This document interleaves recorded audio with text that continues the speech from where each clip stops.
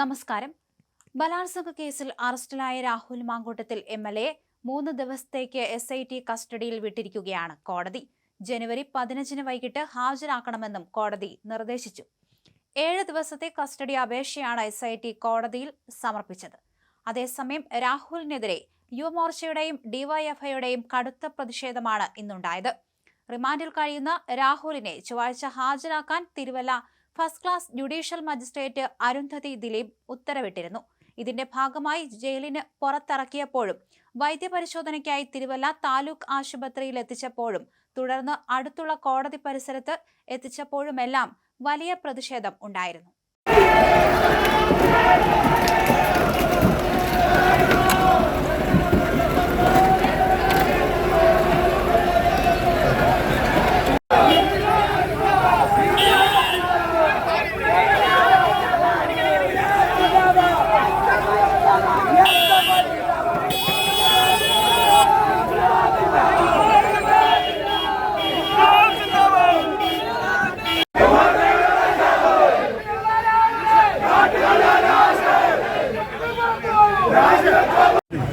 ഇതിനായിട്ട് വളരെ ശക്തമായ പ്രതിഷേധമാണ് ഞങ്ങൾ ആരംഭിക്കുന്നത്. ഇത് തുടർന്ന് മുമ്പോട്ട് രാഹുൽ മാങ്കൂട്ട് എവിടെയൊക്കെ പോകുന്നു അവിടെ എല്ലാം